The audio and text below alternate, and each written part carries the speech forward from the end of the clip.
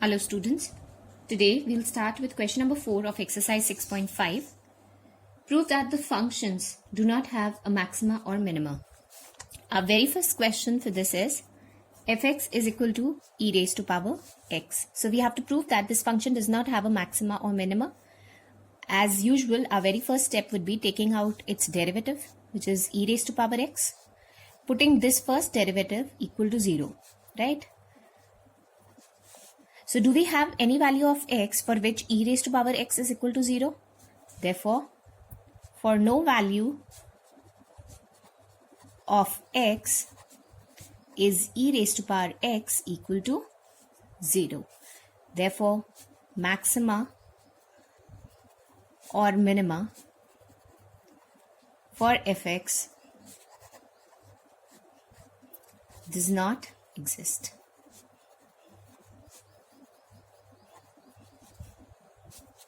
Okay. Our second part of the question is gx is equal to log of x. So its derivative, that is g dash x, is equal to 1 upon x, right? So for what value of x is g dash x equal to 0, right? Now can we find out any value of x for which this entire function 1 by x is equal to 0? No, there is no value of x for no value of x belongs to real number is 1 upon x equal to 0. Again, we can state that point of maxima or minima will not exist here, right? The third part of the question, that is hx is equal to x cube plus x square plus x plus 1, right? So h dash x must be equal to 3x square plus 2x plus 1. Putting h dash x equal to 0. Okay. So 3x square plus 2x plus 1 is equal to 0. Right. Since you cannot split the middle term, let's apply the quadratic formula. That is minus b plus minus under root of d upon 2a. So that's minus 2 plus minus under root of d is b square minus 4ac, that's 4 minus 4 ac upon 2a, so that's 2 into 3. So minus 2 plus minus under root of 4 minus 12, and 4 minus 12 is minus 8 upon 6, right? So remember, this is minus 2 plus minus iota root 8 upon 6, right? So minus 1 under root of minus 8 can be written as minus 1 into 8, and minus 1 can be written as iota. So we have root 8 iota. If we simplify this further, we get minus 1 plus minus iota root 2 upon 3, right? So does this belong to R? It does not belong to R. Right? So it's for no real number will the critical point for this particular expression exist. Therefore, no point of maxima or minima will exist here. Okay, so our concluding statement would be, since this does not belong to real numbers, therefore for no value of x is the function hx having a maxima or minima. Alright. With this, we move on to question number 5, where we have to find out the absolute maximum and the absolute minimum values. Till now, we were dealing with the maximum and the minimum values, the local maximum and the local minimum values. Now, we'll be finding out the absolute maximum or the absolute minimum values. Okay. So, in case we have, in the given question, we are given that we have to find out a maxima or a minima. So, that means we are talking about the local maxima or the local minima, where we can apply either the first derivative test or the second derivative test. But in question now onwards, that we'll be dealing from question number 5 onwards, we'll be dealing with absolute maxima or minima. So in the question, if we have been asked to calculate the maximum and the minimum value, means we need to calculate the absolute maximum and the absolute minimum values, right? So maxima minima means local maxima, local minima, following the first and the second derivative test. but maximum and minimum stands for absolute maximum and absolute minimum value. So our very first part of this question is x cube. X belongs to minus 2, 2. Right? So let us find out with the help of first derivative. That's 3x square. Putting f dash x equal to 0. So 3x square is equal to 0. X is equal to 0. So we have a critical value 0, which lies between the closed interval minus 2 to 2. So we'll be just finding out. We won't be going with the second derivative test or with the first derivative test. We'll be directly finding out the value of the function at minus 2, 0 and 2. At the critical values and the extreme values, right? And then whatever maximum value we get will be the absolute maximum value. So checking it for minus 2. So that's minus 8. This is 0. And this is 8. So that's our absolute maximum value. Right? And that's our absolute minimum value. I hope that's clear. Pretty simple. Just critical values, and with those critical values we need to find out all the values of the existing function. Our second part of this question is fx is equal to sin x plus cos x. Right? So we are given this particular interval. This interval means that our critical value must lie between this closed interval. So f dash x will give us cos x minus sin x. Putting f dash x equal to 0. So cos x minus sin x is equal to 0. We have sin x is equal to cos x. Cross multiply. So we can write tan x is equal to 1. Bringing this cos here, or dividing left side and right side both by cos x. So x is equal to pi by 4, and this indeed belongs to 0 and pi. So checking the value of the function at 0. So sine of 0 is 0, cos of 0 is 1. 0 plus 1 gives us 1. Pi by 4, so that's 1 by root 2 plus 1 by root 2, that is 2 upon root 2, or simply root 2. And at pi, so we have sin pi plus cos of pi, right? So what is the value sin pi? Sin pi is, sin can be written as sine of 90 plus 90, right? Or it can be written as cos of 90, which is 0. And this can be written as cos of 90 plus 90, which is minus sine of 90. And that is minus 1. So we have 0 minus 1. So our consolidated value comes out to be minus 1. Right? Now this is 1. Root 2 is 1.414 and this is minus 1. So our maximum value, this is our absolute maximum value, and this is our absolute minimum value. Right? Okay. Now question number part 3 can be done by you, right? We'll simply take up question number 4. The 4th part of question number 5. Okay. So we have fx is equal to x minus 1 whole square plus 3, and x belongs to minus 3 and 1. Right? So we have f dash x, that is 2 into x minus 1. And then derivative of this is 1 plus derivative of this is 0. Putting f dash x equal to 0, right?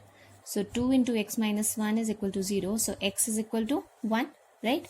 And this indeed belongs to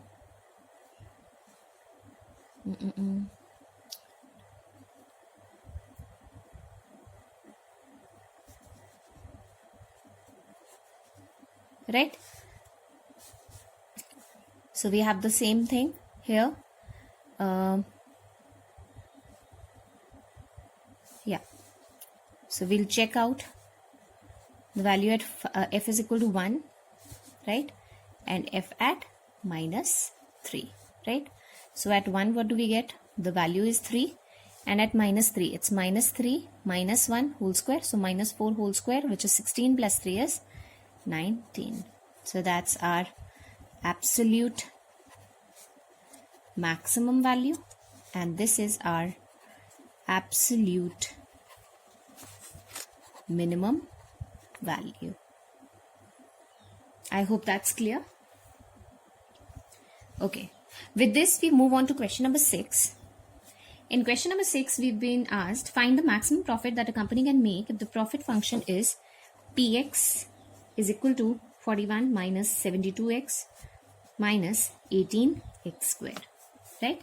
So we've been asked about the maximum profit, the maximum value. And I told you, whenever we are being asked about the maximum value, this means we need to find out the absolute maximum value, right? So Px is 41 minus 72x minus 18x squared, right? So here, let's find out P dash x. So that's minus 72 minus 36x.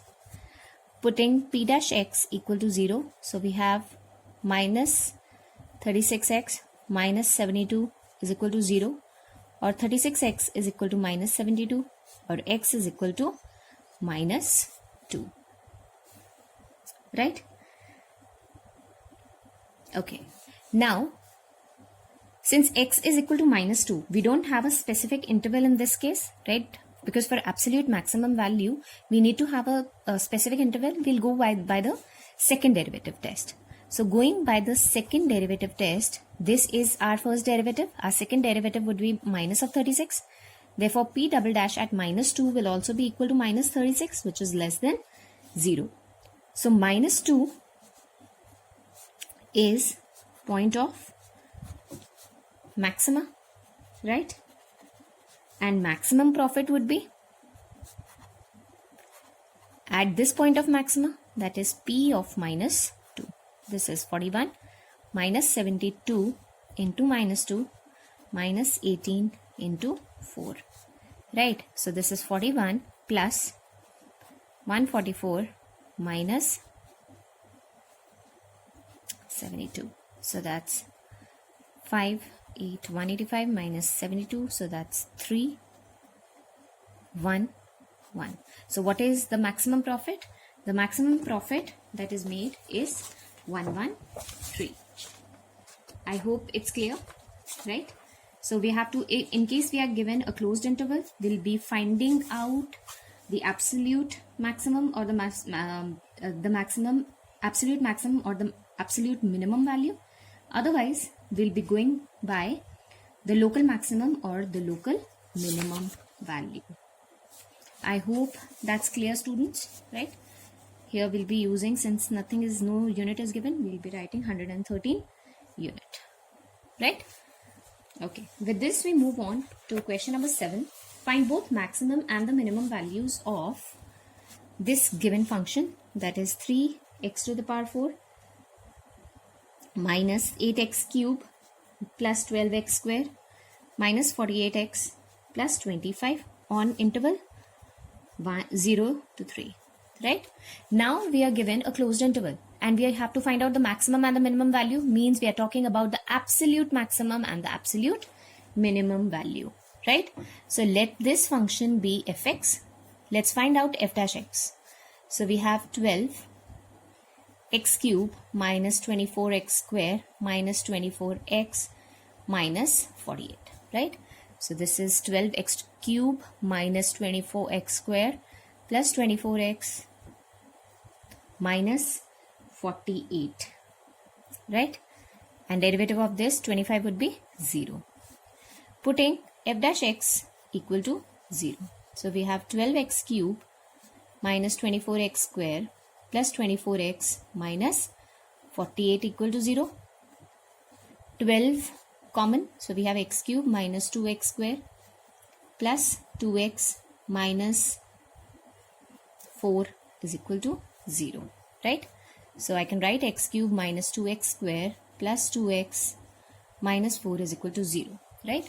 So by hit and trial, what we will do is we will simply find out the factors, right?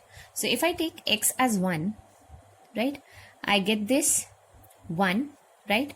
This is minus 2, plus 2 and minus 4, right, which is not equal to 0.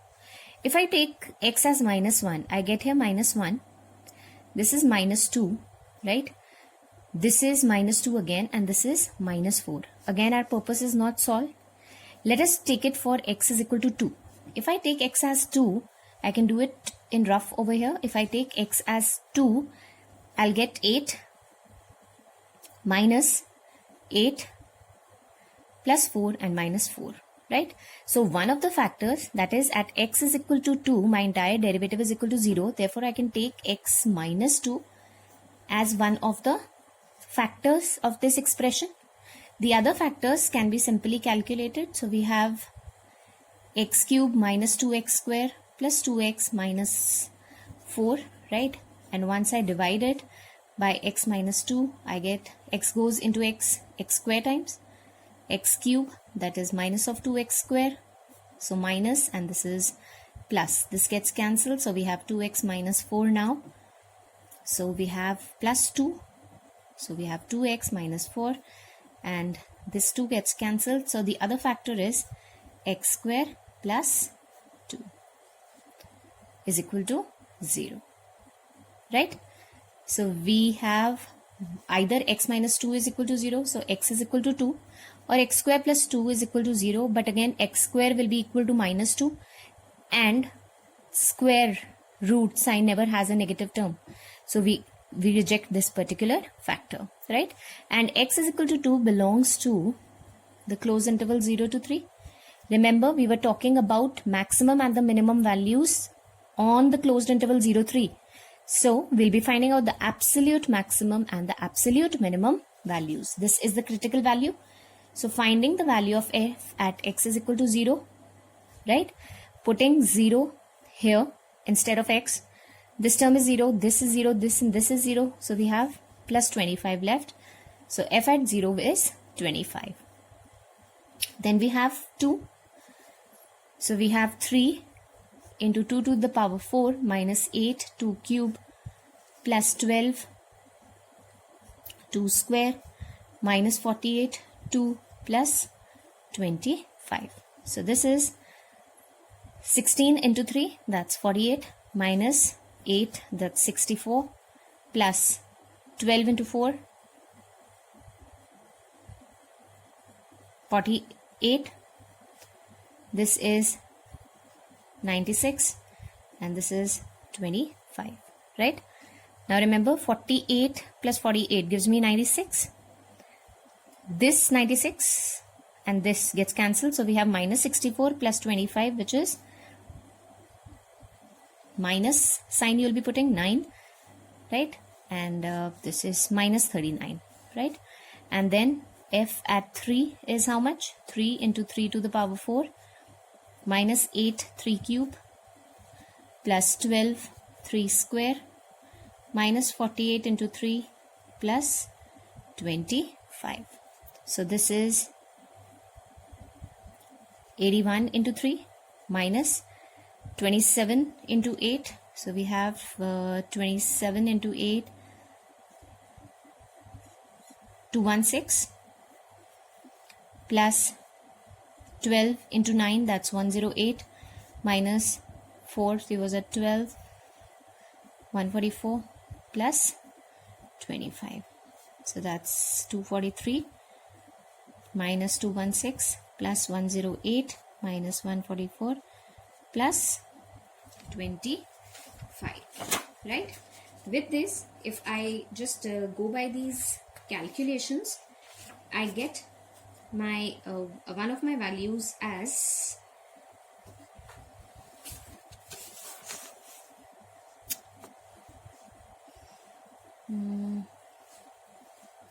this particular value would be, I think it's going to come out in negative. So let's combine all the terms. 243 plus 108 plus 25 minus, this is 0,